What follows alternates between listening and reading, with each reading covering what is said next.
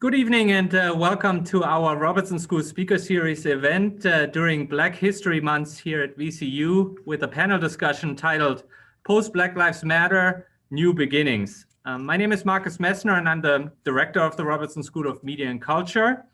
I'm excited to welcome you and three accomplished journalists this evening who will discuss a very timely and important topic with two of our faculty members. During our event, our audience members can post questions in the Q&A function of the Zoom webinar, or as a comment on the live stream on our Facebook page, or also as a tweet on Twitter and by using the hashtag VCU Robertson. We will ask your questions to our panelists throughout this event. Before we get started, a special welcome to our members of the Robertson Society, our new donor society for the school. I want to thank you so much for your generous support of our students and the Robertson School. Now I would like to introduce my colleague, Veronica Garabelli, who is an instructor in our journalism sequence, a co-director of our Capital News Service, and the vice chair of our Robertson School Diversity Committee. Veronica will introduce our topic this evening, as well as our two moderators. And I hope you all will have an insightful evening with the Robertson School Speaker Series. Thank you, Marcus. The Black Lives Matter movement began in 2013 after George Zimmerman was acquitted of killing 17-year-old Trayvon Martin, and intensified last spring and summer after the deaths of George Floyd and Breonna Taylor. The New York Times says the movement may be the largest in US history, peaking on June 6th of last year, when 500,000 people turned out in nearly 550 places across the nation, including Virginia. Nearly a year after the spring protests, what has been the impact of the movement and where is it heading? Here to moderate this discussion are journalism professors Dr. Alumni Hill and Vivian Medina Messner, who teach our diversity in the media classes. Dr. Hill teaches audio and video journalism courses, and Professor Medina Messner is a VCU home scholar who leads large online classes in mass communications and global communications. Welcome, everybody. Well, let me introduce our panelists. Anthony Antoine is a two-time Emmy award-winning news anchor for the NBC affiliate here in Richmond. Prior to living in the River City, Anthony spent 6 years at the CBS affiliate in Champaign, Illinois, starting out as a part-time camera operator and worked his way up to the weekday morning anchor. Anthony was born in Trinidad and Tobago and migrated to the US at the age of 10 with his family. And New Jersey has been his home ever since. After graduating the St. Anthony High School, he went on to further his education at Bowling Green State University in Ohio. While in college, he interned in CBS in Los Angeles, California, working on shows like Entertainment Tonight, Wheel of Fortune, and Jeopardy! He says it was an experience of a lifetime. He's a proud member of the Phi Beta Sigma Fraternity Incorporated, and in 2009, he graduated with a degree in telecommunications and a minor in ethic studies. Welcome, everyone. We are elated to have you all. I'm going to introduce our next panelist, Regina H. Boone. Regina H. Boone is an award-winning photojournalist who has spent more than 20 years documenting human resiliency from her hometown of Richmond, Virginia, working for her family's weekly newspaper, the Richmond Free Press, to Detroit, where she worked for nearly 14 years at the Detroit Free Press. In 2016, Time magazine chose a portrait of hers as its cover image documenting the Flint water crisis. This same photograph, a toddler afflicted by the contaminated water, made CNN's 2020 list of 100 photos that defined the decade. Following graduation from Roland Park County School in Baltimore in 1988, she attended Spelman College. After receiving a BA in political science in 1992, Regina taught English on the JET program while living in Osaka for 3 years. Once her time in Japan was over, Regina backpacked solo through Thailand, Indonesia, India, Nepal, Kenya, South Africa, Tanzania, Uganda, Egypt, and Holland. Later, she studied photojournalism as a graduate student at Ohio University School of Visual Communication. In 2018, she completed the Knight Wallace Fellowship at the University of Michigan, where she began researching her paternal Japanese grandfather, Tsurugi Miyazaki, and his wrongful arrest on December 7th, 1941 in Suffolk, Virginia, along with other Japanese Americans across the country. Her father, Raymond H. Boone, was just 3 years old and gave her this last assignment to find out more about the father he never knew during his last days while fighting pancreatic cancer. And Michael Paul Williams is a Metro columnist whose opinion pieces appear on the Open Ed page of the Richmond Times-Dispatch. Williams, a Richmond native, is a graduate of Virginia Union University and Northwestern University's Medill School of Journalism. He has won Virginia Press Association awards for column writing in 1992, 1994, 2007, and 2014. During 1999 and 2000, he was one of 24 U.S. and international journalists awarded a Nieman Fellowship at Harvard University. He was a 2010 recipient of the George Mason Award for Outstanding Contributions to Virginia Journalism, given by the Virginia Pro Chapter of the Society for Professional Journalists. He has also received a 2012 Humanitarian Award for the Virginia Center for Inclusive Communities and the 2014 Will Rogers Humanitarian Award from the National Society of Newspaper Columnists, the latter for work that has positively affected readers' lives and produce tangible benefits for the community. Anthony, we can start with you. I'll repeat. How has the Black Lives Matter movement impacted journalism? From my perspective, I would say it has definitely forced journalists to dive into a topic that, quite frankly, many may have been very uncomfortable with discussing, especially in this journalism type platform. Typically in this setting, as far as TV news is concerned, you try to get the overall topic, then you said, and get each side of that topic and what they have to say. But a lot of the times that conversation hasn't historically been centered around race.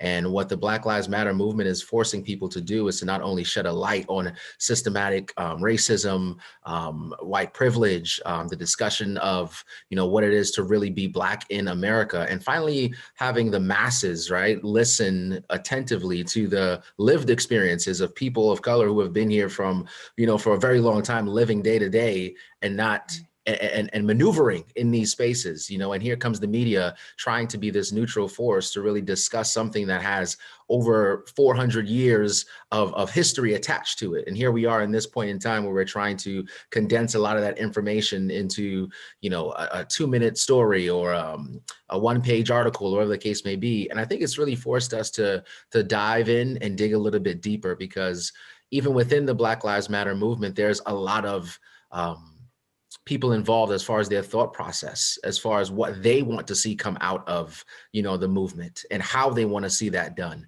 And it's incredible and also challenging, to be quite honest, to try to encapsulate all of those thought processes into one general thought, because sometimes it varies, and then when you're trying to convey that information to people who are uncomfortable or simply weren't listening at all, sometimes you only get one chance and one shot at truly delivering that information in a way that they're able to digest.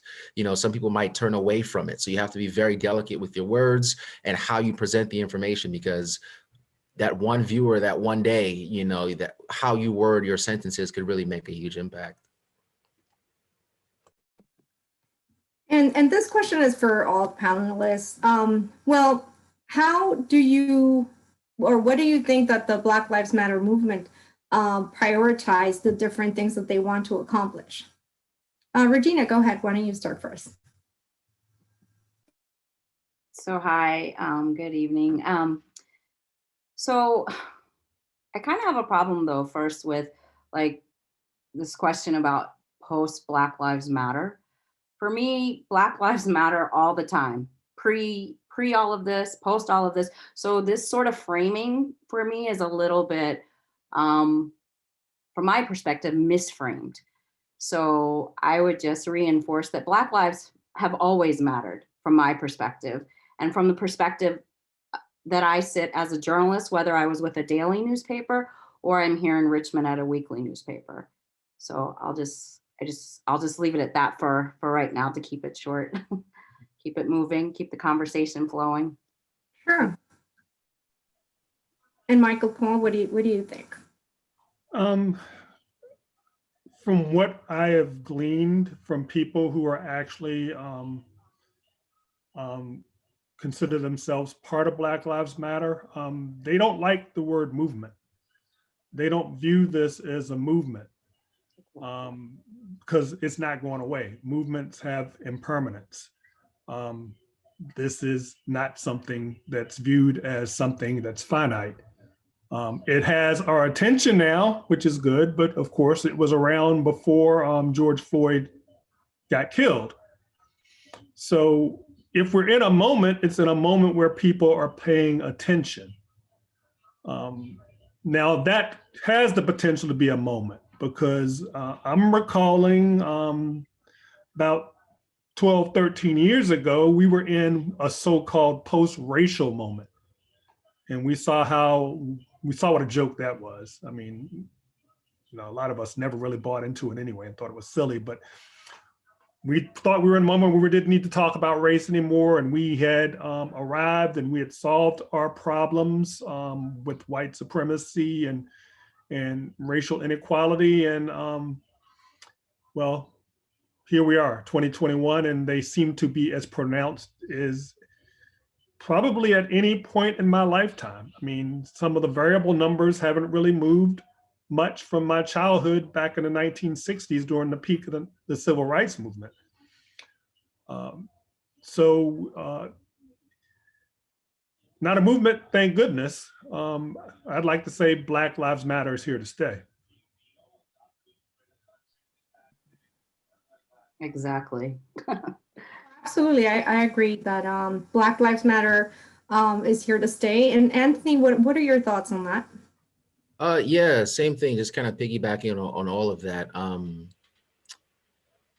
I think when you're dealing with something of this magnitude, you have people finally willing to listen. I saw a sign during one of the protests that kind of went viral, and this white woman had a sign that said, sorry I'm late, but I'm here. And when you have something like this taking place, I think it's easy for some to say, okay, now it's a movement because more people are listening, but the undercurrents of what lies beneath has been there from day one. So yes, it is something that has always been, Black lives will always matter. I'm a Black man from the time I take off my suit and leave the station and I put on a hoodie and jeans and walk in the streets. I live the same thing, just like the next Black man and Black woman.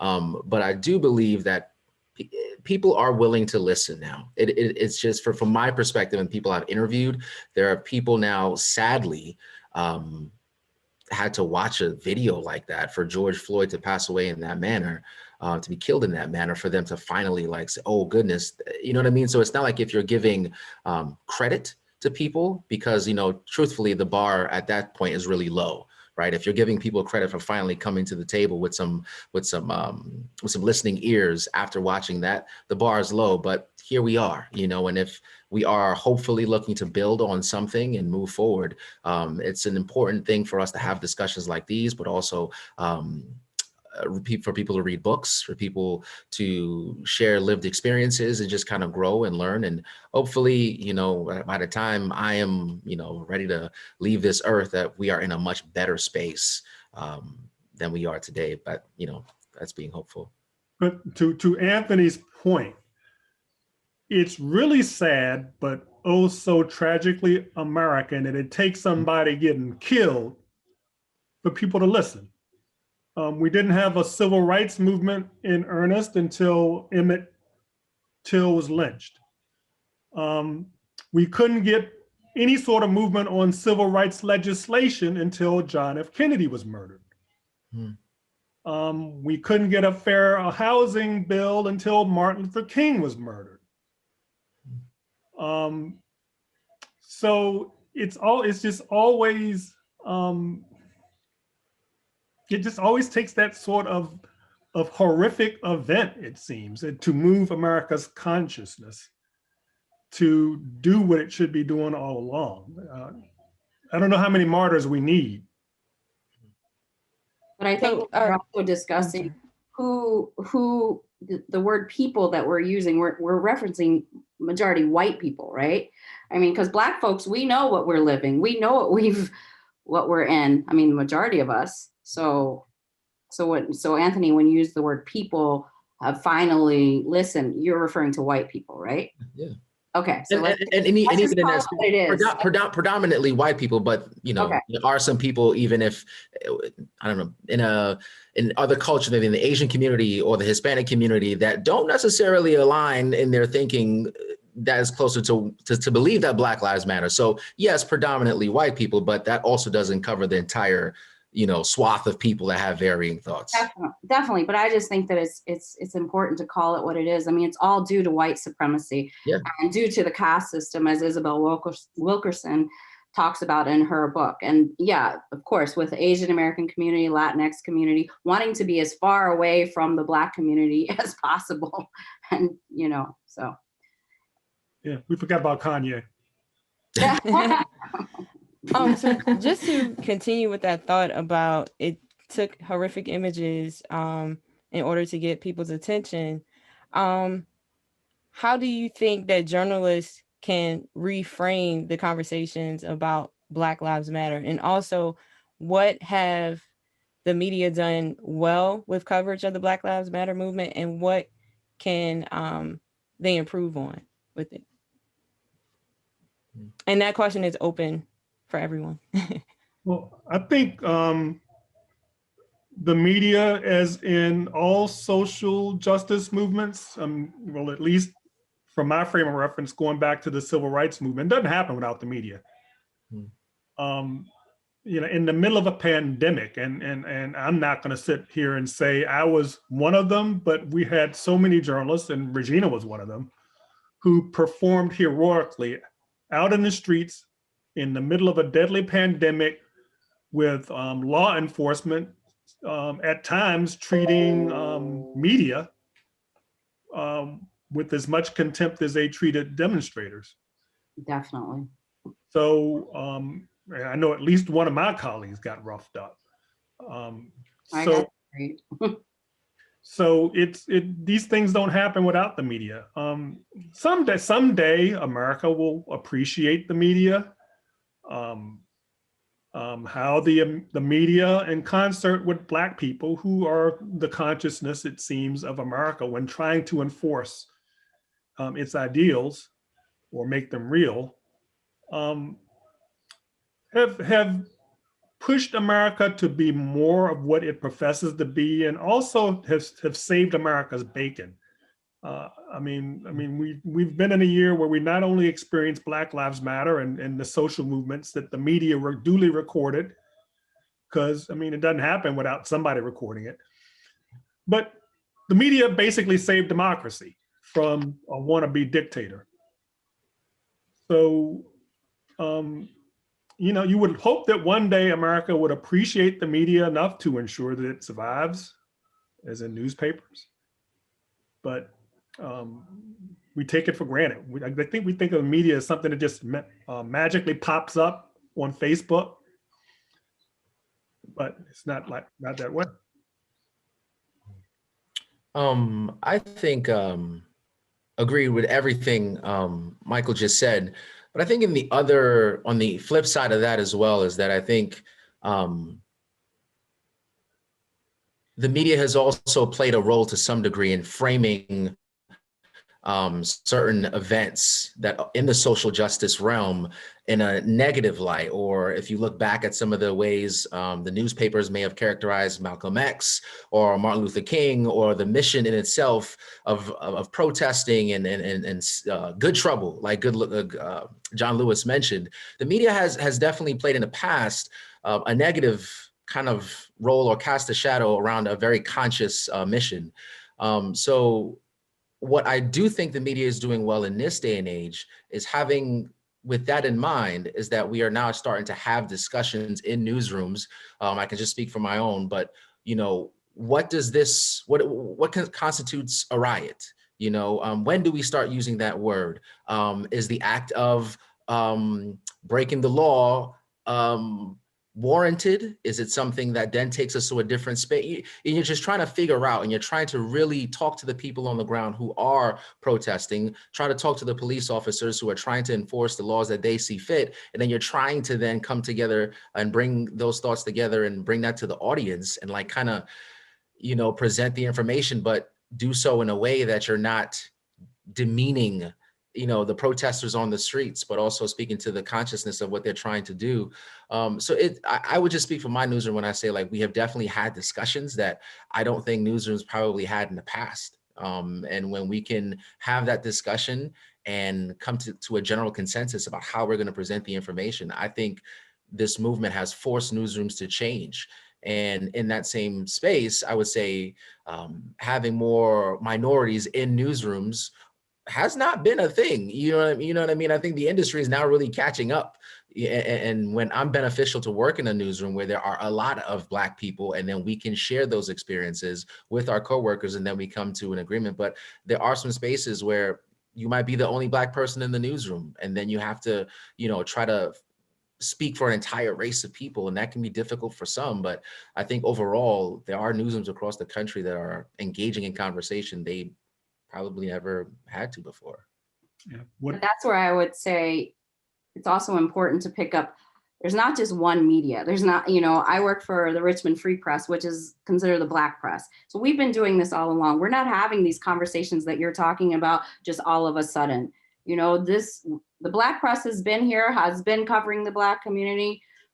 This is not, I mean, I just want people to understand there are different newsrooms, there are different types of media. When you use the word media, it is not just one perspective. You all are speaking, or you are, Anthony, from a very, I mean, you're TV, so that's very different. And so it's very mainstream and it's very white. So I just want people to know that there are various perspectives and various types of newsrooms, and where some of us are not catching up. Some of us have been doing this. Some of us have been having these conversations. So yeah, and majority white daily newspaper newsrooms, yes, that is what your norm is, but that's not our norm.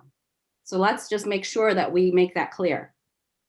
I don't think I spoke to, just FYI, I don't think I spoke to anything outside of my personal experience, just so we're clear. No, but I was just saying, using the word media, let's just like, yeah, the word media is not, we don't all fall under the same category in many ways. Right. That's fair. Oh, I'm not trying to jump on you. I'm just. No, agreed. I just wanted to. I'm just saying, let's make it clear. Because words do matter. Well, speaking with specificity on that point, the white-owned media has reacted, I think, in a better fashion to the social movement we are now in than certainly it did in the 1960s, when it came under a lot of criticism for how it covered the urban unrest in the cities during that decade. So much so that the media, the white-owned media, was singled out in the Kerner Commission report. Exactly. I was gonna say that. Driver of some of the conditions that people were rebelling against because they were being ignored by the white-owned media. So compared to today, I think we weren't nearly as reactionary this time around than we might have been back in the 60s, even as there were forces that tried to promote and drive certain narratives about Antifa, about, you know, just putting the narrative of whatever property damage occurred ahead of the issue, Right. So forth and so on. I don't think we quite bit that the way we might have in a different point in time. And so it wasn't allowed to sidetrack the issue, but so much. So there's progress there. To Anthony's point, we are still way challenged when it comes to staffing, to hiring. I mean, that's something the Kerner Commission pointed out, and we are still very much diversity challenged in newsrooms, primarily because of the economics, I think, of the industry. I mean, it's not a priority. It hadn't been the priority it should be, but you know, last hired, first fired still applies. And if newsrooms, I mean, if newsrooms are a quarter of the size of what they were a few decades ago, that's going to hurt everybody's numbers. So, you know, I don't know how it's going to take an extra special commitment, given the economics and all the media, for us to get the levels of staffing and diversity in newsrooms that we need.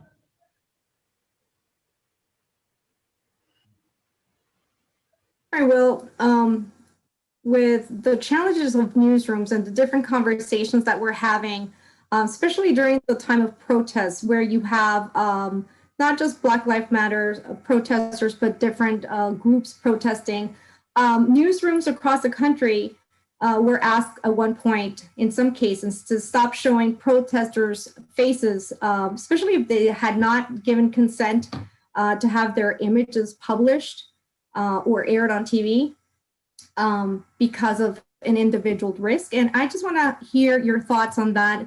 Let's start with Regina, since you're a photographer.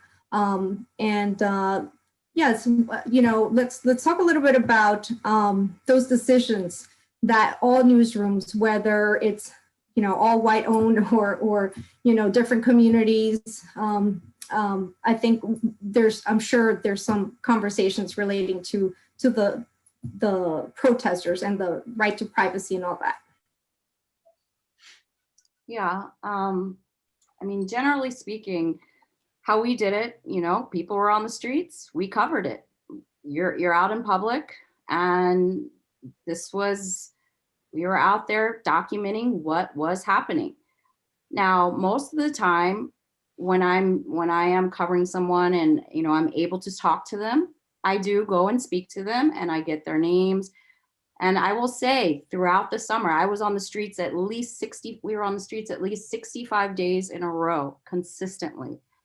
I didn't have one problem with anyone like not wanting to have their photograph made. You know, when I would talk to them, they weren't like, no, or anything like that. And I mean, a lot of people out there also were covered.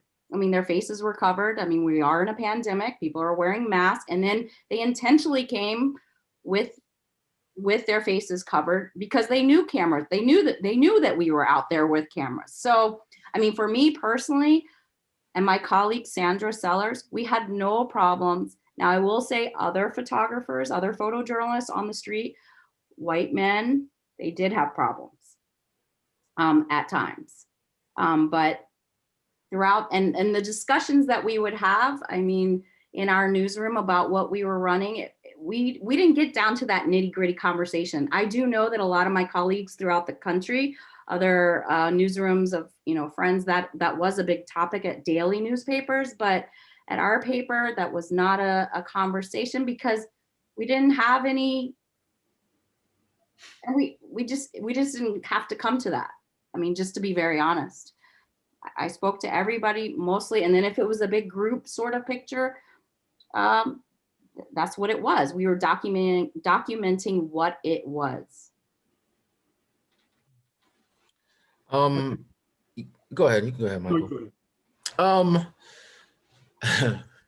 Again, I am part of quote unquote, I guess, mainstream media, but being a television news station and going to protests, I personally have experienced violence in a way that people either try to grab your equipment or cut your cords, whatever the case may be. And it's happened to me and my colleagues. So that is a dangerous situation for us. It has grown to that. It doesn't speak to everyone who's out there protesting, by no means, but I would be lying if I sat here and said that there wasn't some animosity towards camera crews covering what was happening. 99% of the time, a lot of the people we spoke to are super nice. They're willing to talk to us about what's happening. They are passionate. We want to capture their passion. We want to make sure we're giving them a voice and amplifying the words that are coming out of their mouths, because we truly are in an incredible moment. It's a big thing happening. So for me, And then when it comes to running people's pictures and like mugshots and things like that, you know, there's a conversation industry-wide happening about mugshots and posting mugshots on the daily news. There's some news stations, I believe is WDIV or a station in Detroit, that at the time of the protest made the decision not to air mugshots anymore because people were being doxxed, I believe, and you know their lives were being turned upside down. And there's a lot to that. And this is a moving target. It happens so quickly that, and like Michael said earlier, like the newsrooms are reactionary, you know, but that also speaks to a larger problem we have on a day-to-day, you know, as far as staffing is concerned. But overall, I mean, people wanted to talk to us. You know, they wanted to tell us what was happening. We wanted to capture those moments. So that's, I guess, what I would contribute to that. Anthony brought up mugshots, and the question had come up earlier about the impact of Black Lives Matter on journalism.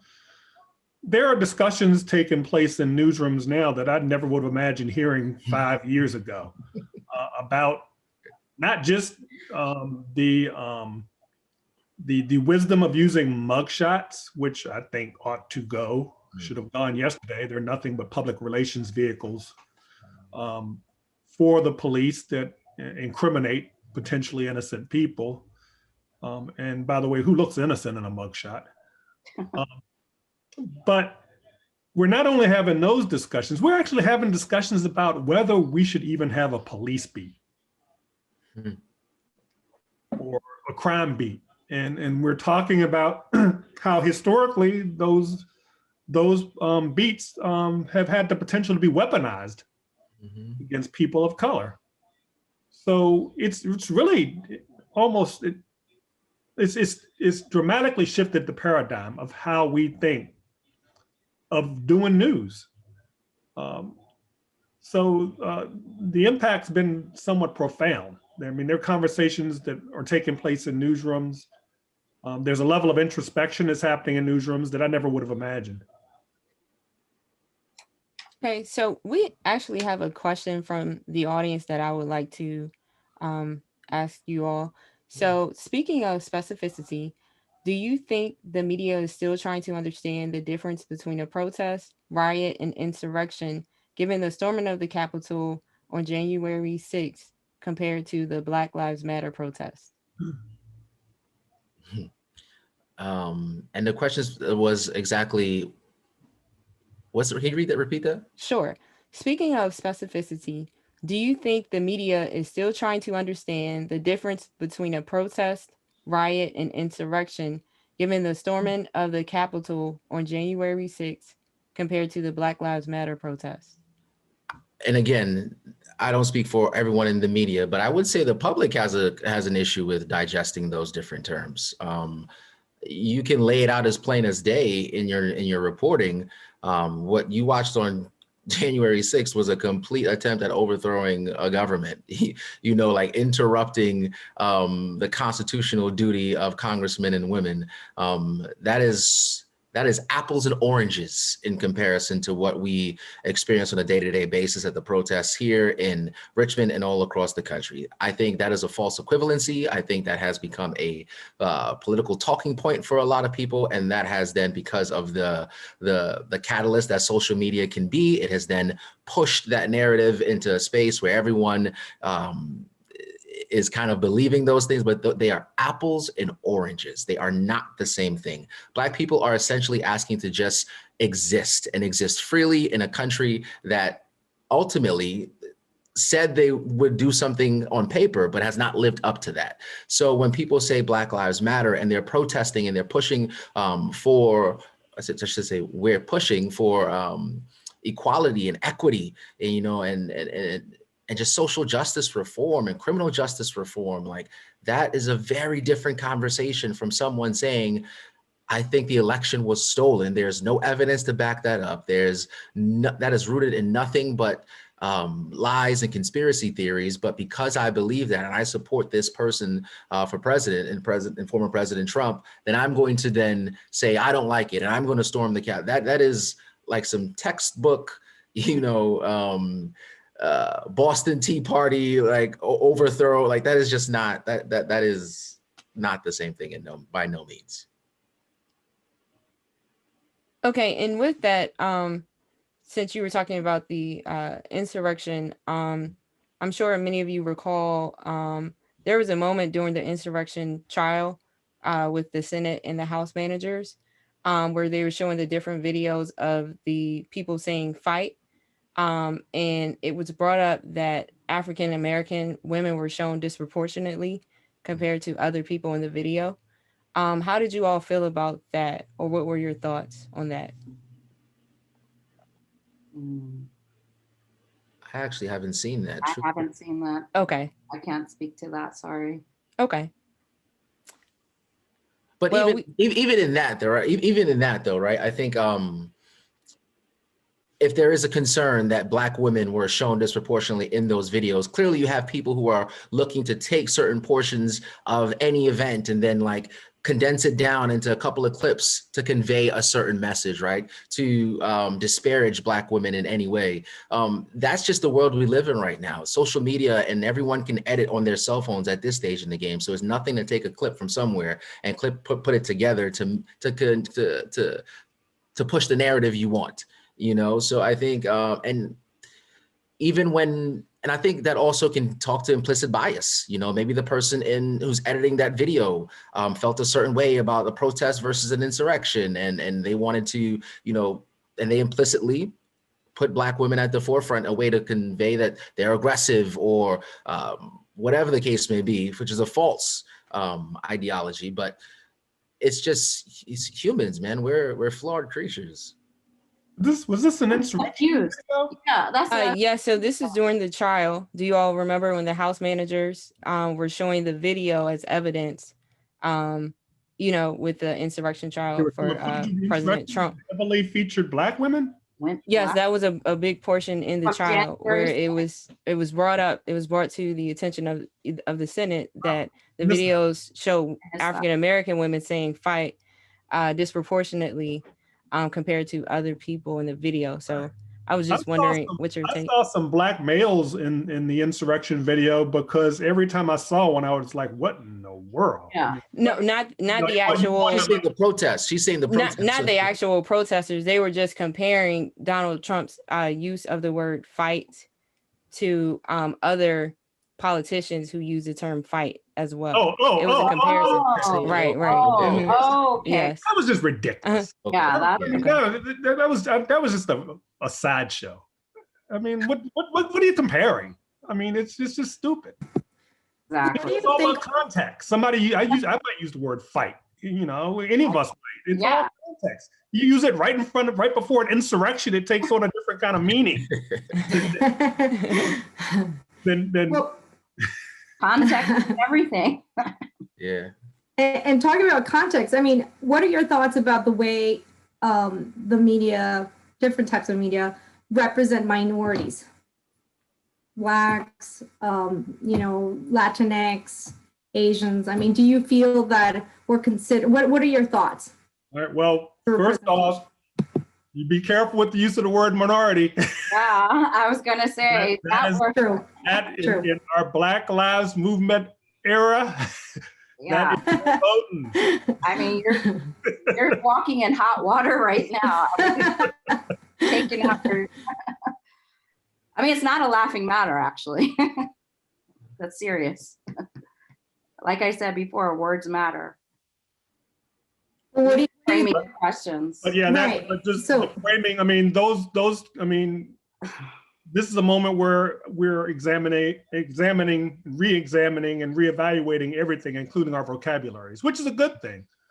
You know, how do you frame the term minority, say in certain environments in the city of Richmond? And I don't, yeah, we at the Richmond Free Press, are we using the word minority? I mean, I don't know. Yeah.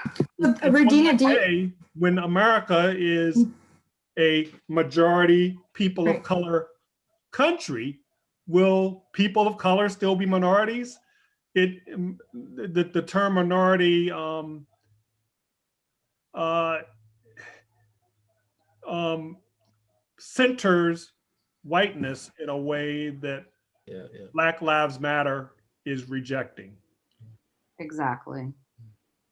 I And mean, I think that, you know, even in saying that, you know, I think like when could you imagine like even that conversation would be coming about? I think it's just so fluid right now. So for me personally, like I agree with that 110%. But for some people may be watching this right now, that's news to them, you know. So I think there's some space here for people to learn and truthfully offer some grace. You know, that's news to a lot of people probably watching this right now.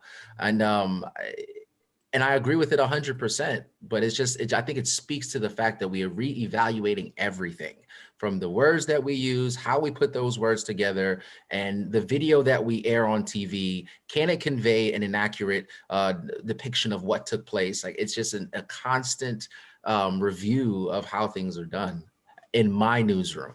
yes. So once again, it just depends on what perspective you're coming from. Who is catching up?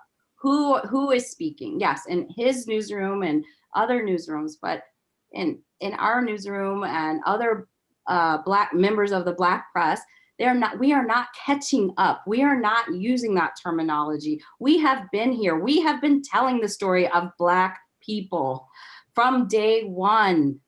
I mean, a lot of this is framed for the white media. I'm not sure if I should even, I mean, yeah, I should be here to correct some of this narrative because I think it's important for you. Centric.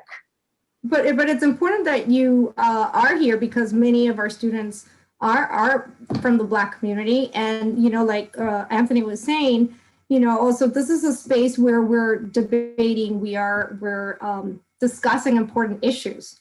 No, I agree. But I'm just saying. No, I wasn't saying. More rhetorical than anything, but I was just saying even when the questions are framed, they're kind of framed in a very, I mean, they're framed in a very white centric way. So I think there's a way to ask the questions also that shows that we are all, I mean, yes, like Anthony said, we are here to teach and we're here to have a healthy conversation and to shine a light on 3 different perspectives. But also we don't want to fall into the same old narrative, right? And so I don't know. I get tired. I'm tired. I'm sure Anthony's tired. Michael Paul's tired. And I think that's something that the students should know too. This is it's tiresome. I mean, and to be a Black person every day is tiring. And then to be documenting and telling the stories on the streets, it is tiring, but it's a responsibility that we all have. And it's very important. And each of our perspectives, and it is important for Anthony to be in his newsroom and to speak as he speaks and to be there because we need to be at the table, you know? So. Agreed. Okay, so switching gears, let's talk about the Black church. How vital is the Black church to the Black Lives Matter movement? And what have they done so far to support the Black Lives Matter and to push it forward? I mean, I would just say, first of all, Black church has been there for Black people since the beginning. So I'm not even going to get into the answer of that question as it relates to Black Lives Matter, because Black Lives Matter have always mattered from the beginning. And that's why the Black church is here nurturing their community, our community. I mean, I'll just leave it at that. Yeah, I think Okay. I think when it comes to the Black church, right, the Black church has always been at the core of who we are as Black people. It's our place of refuge. It's our place of resetting. It's our place of feeling our sense of community and feeling at home to then recharge ourselves to then go back into this world where we're going to face various forms of oppression in different ways in our day-to-day lives. I can't speak to the overall movement or to the way as a whole the Black church all across the country has contributed in whatever way, but I will say that religion tends to be something that Black people lean on in a way innately almost. And our leaders have traditionally, in a lot of aspects, been pastors, or bishops, or someone who come from a very strong religious background. So in today's day and age, I don't think it has changed at all. If anything, there's people who have leaned in a little bit more to their faith during this time. And like it's been tough. I mean, some people have leaned on therapy. I personally have legitimately cried during a commercial break because it was just too much to handle. When you're reporting on George Floyd time and time again, and then I believe there were a couple other incidents that happened in like a very small window of time, and it's just like you're overwhelmed and you're trying to act like it doesn't faze you, and I'm on TV, but like it's making me feel it's anger, it's frustration, it's sadness, it's just deep regret that we are witnessing this and experiencing this, that we are here 400 plus years later and still fighting the original sin that is American slavery, and trying to, not even really trying, but saying we're trying to overcome and move forward. It's a lot to deal with. And a lot of people leaned into different things, and church just so happens to be one of them for Black people. And Michael, would you like to add to that? We were asking about how vital the Black churches has been to Black Lives Matter. I know that you are a graduate of Virginia Union University. For those of you who don't know, it's a historically Black college, a Baptist college. So if you would like to add to that. Oh, you're on mute. Your microphone. Need to unmute. I think back in the 60s and even beyond that, the Black church was the unquestioned leader of our social justice movements.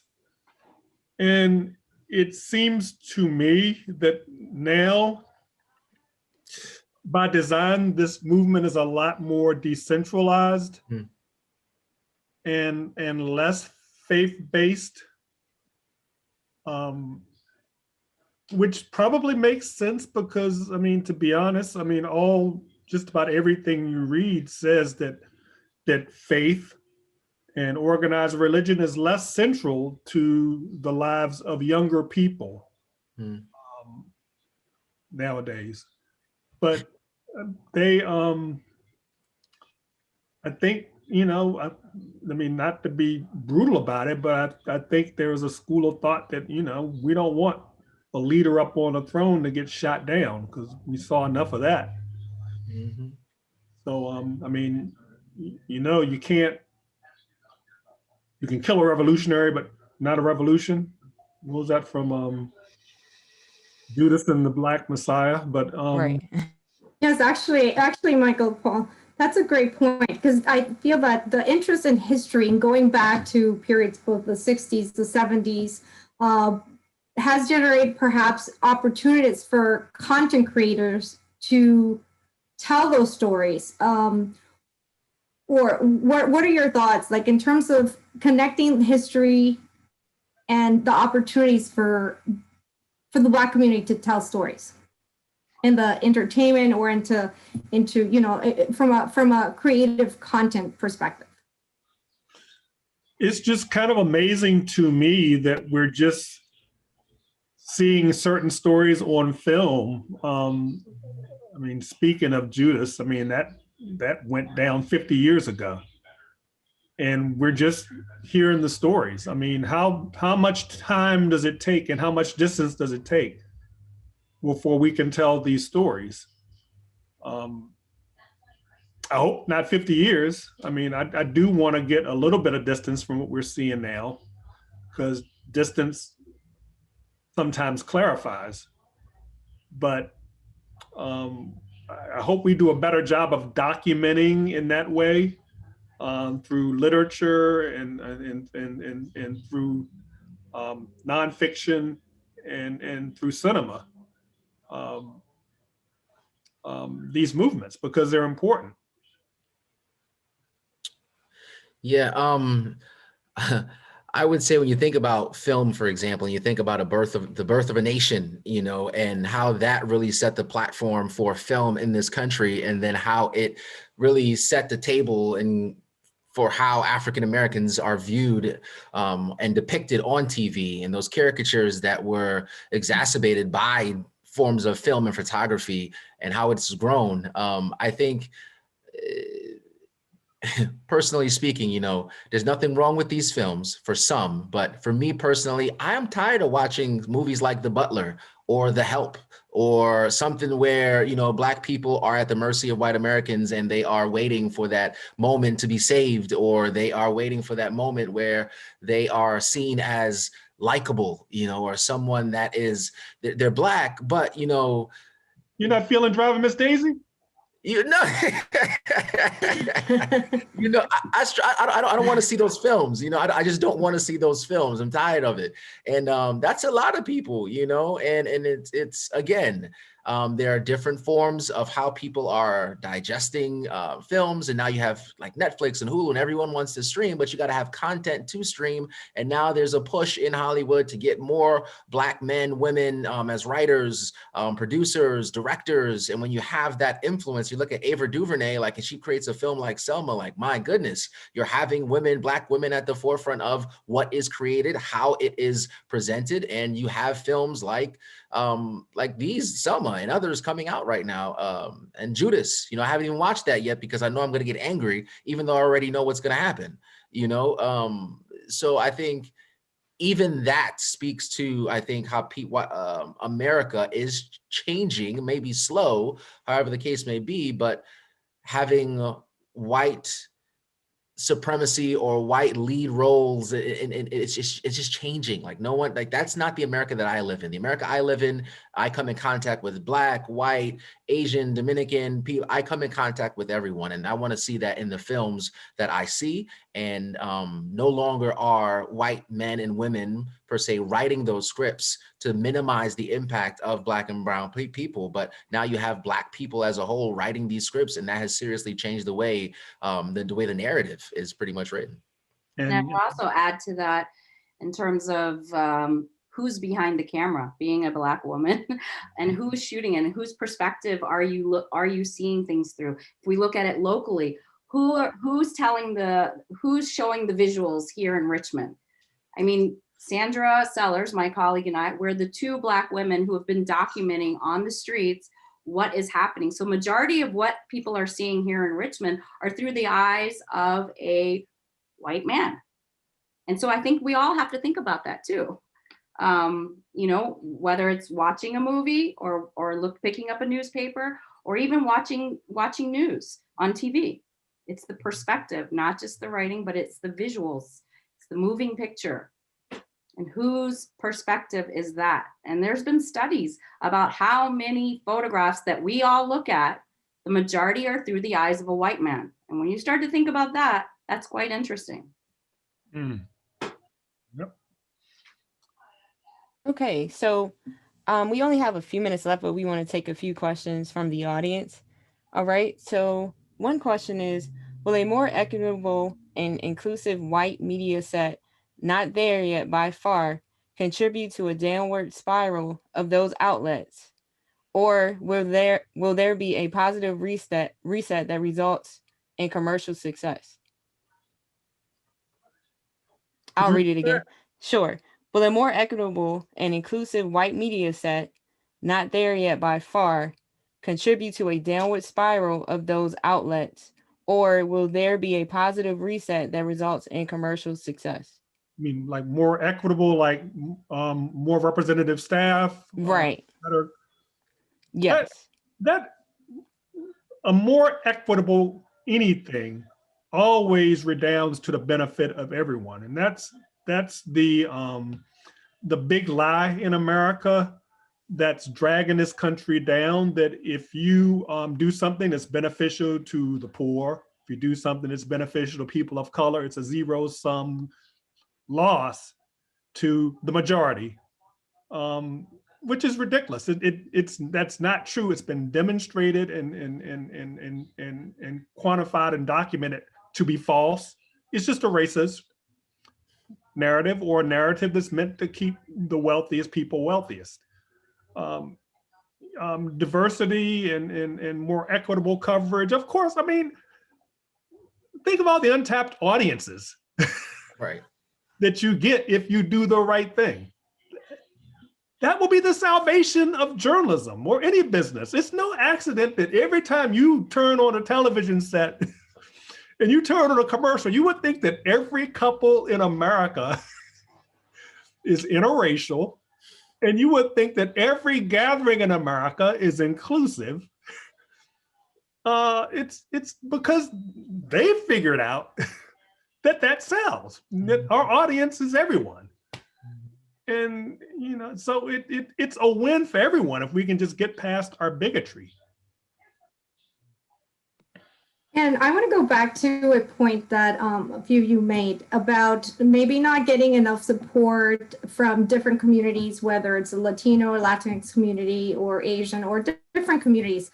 So my question for all panelists is, how do we create those partnerships, or how do we, especially as educators, you know, teaching diversity in the media or just teaching different students, how do we improve relations and create a more supportive environment? More supportive environment for whom? You were saying that especially with the Black Lives Matter movement, there was a lot of pushback from like different communities, like Latino community and Asian community. So as educators, we're always thinking, how do we create more opportunities or better opportunities so that we see the value of supporting each other? I'm not quite.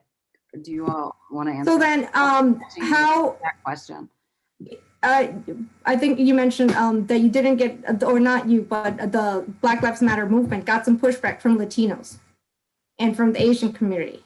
So my question is, how do we, me especially being a Latina, I'm always interested in creating different partnerships. So how? I mean, I think maybe just relationship. Something like this, you know, you continue to present a diverse panel on various issues, and you force, you know, students to think, you know, we can't shy away from these conversations. I think when it comes to race, it permeates in every single platform there is, whether it be media, science, social studies, you know what I mean? Whatever the area of study is, like race plays a role in those things. So I think once you continue to have conversations, I guess, and present the information to your students, force them to think critically, it can be a game changer. And I think also too, I've learned from people who don't look like me by interacting with them, you know, and sharing different thoughts and finding out how they live day to day. And even if I may not agree with certain things, I try to walk away with something valuable. And I think once you are around people who do not necessarily look like you or have the same thought process, there's always room for growth there. So in this context where we're talking about Black Lives Matter and the media, Black Lives Matter and different forms of media, it's important the same way it's important for students to maybe digest different forms of media and get their news from different places, because we do know that TV news, for example, historically is a white platform. And now that has changed and is changing, yes. Various newspapers written by Black women like Regina, or for photographs coming from women like her who have a different lens and different perspective. So I think once you present students with a variety of information from different places, you allow them to think critically, and then you can just build on that. Yeah, I would make it a requirement for them to gather information intentionally from different news outlets throughout the city. If we're talking about our community, I would make it required that they read us, they read the Times Dispatch, they pick up style, they pick up all different forms and understand that there's so many different ways to tell a story and different perspectives. And there's not just one narrative. And that's what I would, reinforce. And like Anthony said, talking to different people, assigning them to like go find someone, be uncomfortable, go into a different community that you are not comfortable with. And, you know, make that a weekly assignment throughout the semester, that every week that they've got to meet someone new and come back with some kind of new information and present it. Basically go make a new friend every week, or not a friend, you know? I mean, just do real life things, be a human being. Yeah. I mean, just talk to people, and don't make it like that everyone is so like separate, you know, like let's just send them out into the world to talk and interact and communicate. And Paul, do you want to, Michael, one more thing? Yeah, I mean, just all that they said. If your friend group on social media and real life looks almost entirely like you, there's something wrong. Mm-hmm. You need to you are stunted. You are limiting yourself. That's not good. We've also got to realize, I mean, we talk about Black people, Latinx people, Asian people. We're not monolithic. Exactly. And certainly the Latinx community is a diverse community and set of nationalities with very different interests, as we've seen as we saw in our presidential election. But we aren't as divided as we act. And we've got to realize that there are larger interests above us who have a vested interest in making us think that we are more divided than we actually are. Exactly. To keep us in our place. And that's everyone. It's and that I have a conversation with some of these morons who are up at the Capitol about who your problems are coming from, and who your allies are, and how the guy that you were so desperately trying to get put back in office didn't do a damn thing for you. But, you know, again, that racism is used as a tool to keep people from thinking rationally and knowing who, what their real enemy is. Thank you. Thank you to all of our panelists. Yes, thank you all. Thank you. Okay, thank you everyone for a good and insightful discussion. Over the last 2 years with our Robertson School Speaker Series, we've made it a point to discuss difficult and challenging topics. Michael Paul Williams is already here for the second time. We already had him when we were still able to do it in person. So thank you so much, Michael Paul Williams, Regina Boone, and Anthony Antoine. And thank you so much to Alani Hill and Vivian Medina Messner for moderating this panel, and Veronica Garabelli and our diversity committee for putting the work in and putting this event together for all of us. I'd like to invite all of you for our next speaker series event, which will be on April 1st at 7 p.m. It's about developing a creative mindset, and it's with Ken Marcus, who is a senior writer at the Martin Agency. I'd like to invite the members of our Robertson Society for reception with our speakers right now after this event. And for all of our guests tonight, thank you so much for joining us, and we hope to see you soon on April 1st for our next event.